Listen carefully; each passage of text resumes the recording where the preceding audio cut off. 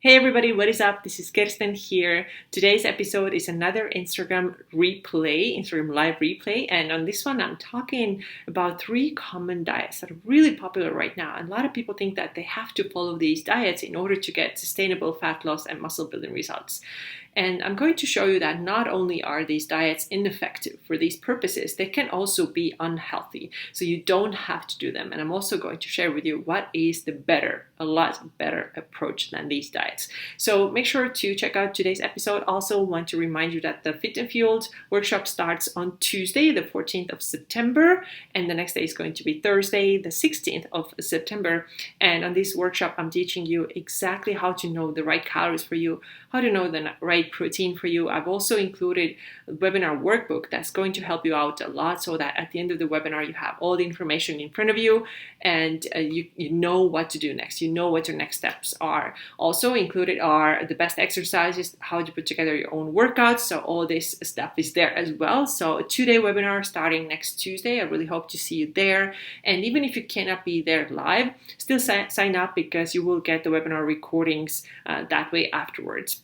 All right, this is all I have for you today. It's time to check out today's episode. And again, one more time, to sign up for this live workshop, visit the link in my Instagram bio or YouTube description or blog or show notes. You can find it everywhere. All right, it's time to check out today's episode. Today we're talking about 3 pretty common diets or nutritional approaches that people often think that they have to do in order to lose body fat and put on muscle. But it's not true. You don't have to do any of these things, no matter how popular they are, no matter how many times you've been told that this is how you do fat loss and muscle building successfully. This is not true. You don't have to do these 3 things. And the 3 diets that I'm going to talk about today are the Keto Diet, the Intermittent Fasting, and the Paleo Diet. So I'm not saying that these things don't work for anybody and that they should be never done. I'm also, by the way, not saying that intermittent fasting is a diet. It's not a diet. Yes, I know that, but it is like the way of eating that is often, people often think that they have to eat this way in order to lose fat and build muscle. This is not true. So let's talk about these 3 things, and then I'm going to offer you an alternative, what you can do instead. So first is the keto diet, and this is super popular right now, probably the most popular diet out there. And a lot of people think that this is absolutely necessary to lose body fat, and this is not true at all. And in fact, actually, what I've seen in so many women who have tried the keto diet, which is of course very low carbohydrate diet, is that they start getting a lot of health issues because the carbs just are too low, and female bodies need carbohydrates, especially those women who are physically active. They do need the carbohydrates, and this is most of you who are watching this. So some of the things that I have seen with women specifically who have tried the keto diet is that yes, at first they may feel pretty good, and they definitely can lose some body fat and weight on this diet, but after a little while, the not so fun things start to happen. So of course, one of the things is that the energy is really low, and especially when you're trying to work out, and especially when you're trying to put on muscle, then you can't be like low energy. How do you go to a gym? How do you lift weights if you have no energy for it? The other thing is also that for muscle building, it's not only protein that matters, it's also carbohydrates. So your body needs carbs so that you're able to build muscle. Okay. Some other things that I've seen is hormonal imbalances. Again, talking about women specifically, a lot of times they get period issues. Either they miss their periods, they skip a few, or they have anovulatory cycles, which means that they don't ovulate. They just have the period, but we do want to ovulate. This is actually really important for the health. I've seen things like hair loss. I've seen things like fatigue, and then sleep issues too, because it is possible that your cortisol is elevated when you don't get enough carbohydrates. So these are some of the things that I see happening to some women, and I don't think this is a balanced diet at all. I do think that we all need carbohydrates, and getting just like 30 grams of carbs or 50 grams of carbs is very low for most women who are active. So keto diet is not only not a good idea for fat loss, I think it can be also pretty unhealthy if it's not done the right way. And again, I want to say it works for some people. For some conditions, it might be a really good thing, but for fat loss and especially muscle building purposes, I definitely don't recommend that. I've seen many clients who have tried this and has not worked for them. The second thing that you don't have to do, but a lot of people think they do have to do, is intermittent fasting. So this is the way of eating where you fast for a period of time. The most common way of doing it is having the 8-hour window where this is the time when you can eat, and then the rest of the 16 hours you don't eat. And I want to say that everybody is fasting, right? At night, overnight fast. This is what we all do. Most of us, I believe, do that. And then we have our breakfast. So we're breaking the fast breakfast, right? But you don't have to do the 16-8 intermittent fasting. You definitely don't have to do the 2-day 500 calories and then 5-day normal calories intermittent fasting. You don't have to do any of these things. So like I mentioned also in my previous live, was that it isn't really about the timing. You don't have to worry about the timing. Like, is it 6 p.m.? Is it too soon to eat? Is it too late to eat? Do I have to wait until noon? Can I eat earlier? It doesn't really matter. What time do you eat? It does matter more like, what are your calories, right? Like, what are your macros, right? And for many people, intermittent fasting doesn't also work because it can create like a really difficult, like obsessive mindset, right? Like, oh, is it noon yet? Can I eat yet? And I know that this was exactly the case for me when I tried to do this. I'm definitely a breakfast person. I like to eat breakfast. I feel pretty terrible if I don't eat breakfast. And by the way, having a healthy appetite in the morning is a really healthy thing.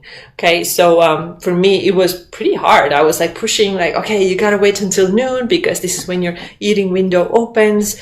And I did it and I did not feel good. So again, it might work for some. And I definitely know that, it can be a healthy thing for some people. A lot of people do it for like spiritual purposes. I don't mind that, but I don't think that intermittent fasting is the right way to approach fat loss.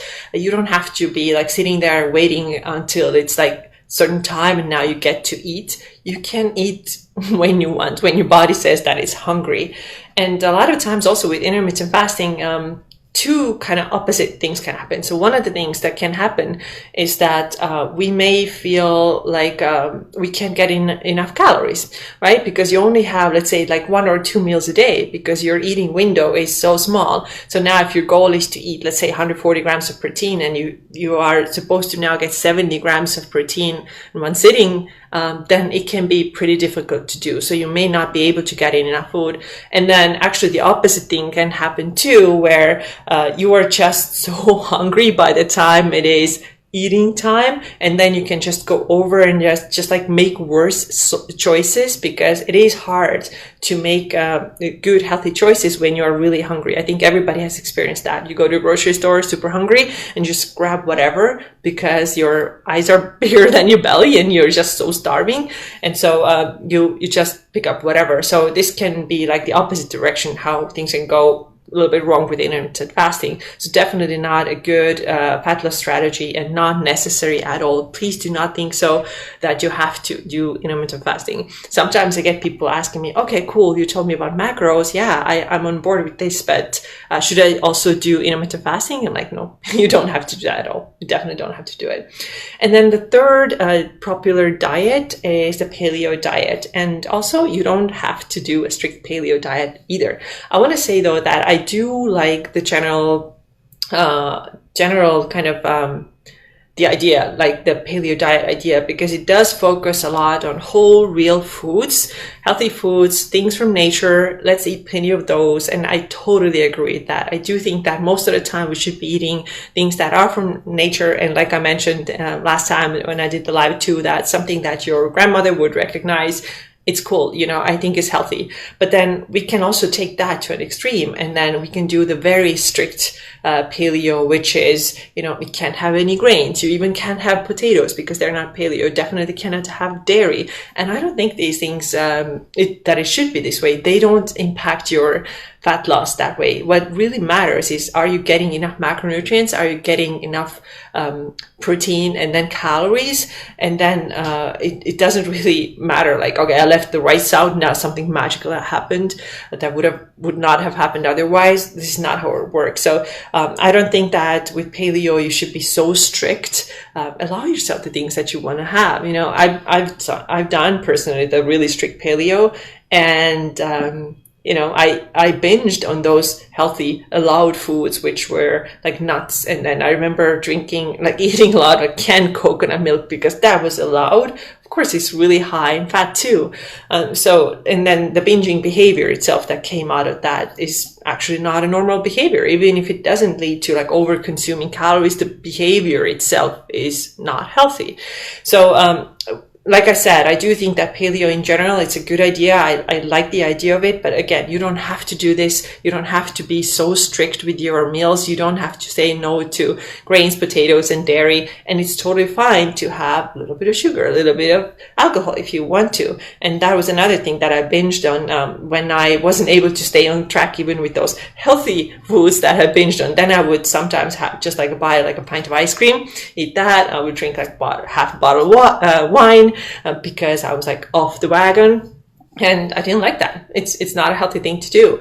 And so what I do think is a lot better approach to eating or to fat loss and muscle building is that you're eating the things that you like and that fuel your body and that help your body. And that's why I do think that macronutrition is the best way of doing it, because for muscle building, if you want that, and I hope you do, because muscle is healthy and you want to have that, you have to fuel your body, and you just can't randomly leave stuff out. You can't leave out carbohydrates, and you need high protein. And this is what macronutrition really teaches you. It teaches you how to have high protein, what kind of foods you should be having, what's the right calorie balance for you, and then also fat and carbohydrate balance for you, so that your body can perform well and look good and all that kind of stuff. And so you don't have to leave anything out.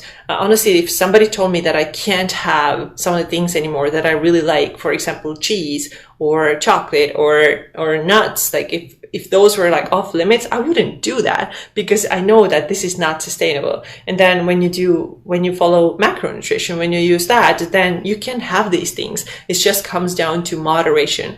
And it's not like you can have these things and go crazy with them, because it always still comes down to calorie balance too, right? Depending on your goal. Do you want to add muscle? Do you want to lean out? What kind of calories do you need? So you do have to learn moderation, but that doesn't mean that you can't have any of these things. I actually just talked to one of my clients who said that, you know what, I had some ice cream and some cake last weekend with my family, and it was fine. In the past, she was really restrictive. She always thought these foods are bad. And I'm not saying that these foods are health foods, that they benefit your health, or we should over-consume them. Definitely not what I'm saying, but if you are able to have a better relationship with these foods, then you actually don't want to binge on them. You have a little bit of it, it's fine. It's fine. You didn't break a rule. You didn't fall off the wagon. And so you can have these things and have a totally normal life. You just moderate your portions. So these are my thoughts. You don't have to do paleo, you don't have to do intermittent fasting, and you don't have to do the ketogenic diet. Definitely not a fan of that. If you just have your macros nice and balanced and you have your calories customized for you, this is really the way to do healthy fat loss and muscle building. And so this is exactly what I'm teaching you also in my workshop that starts next Tuesday. So we have 2 days, Tuesday the 14th and then Thursday the 16th of September, 5 p.m. Pacific and 8 p.m. Eastern.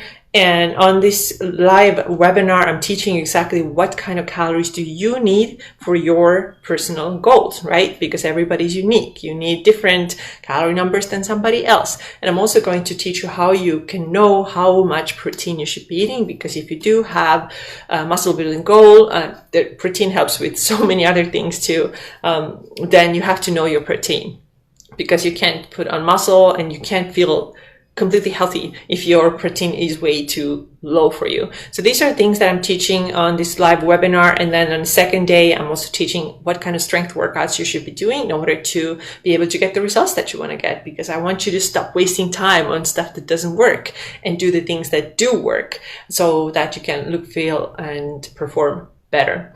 All right, so sign up for this webinar if you are interested in it. I think you're going to learn so much, and I already know that you're going to walk away with a lot of things you didn't know before. Also, I do have a webinar workbook, so when you do sign up for this webinar, you will get the workbook too.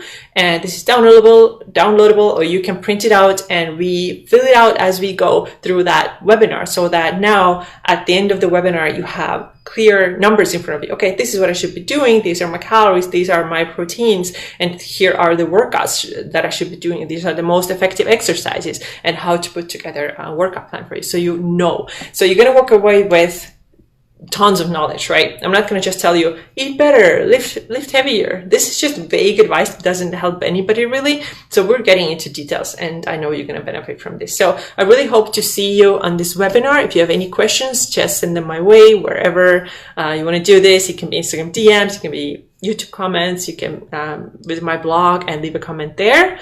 And I hope to see you next Tuesday. Take care.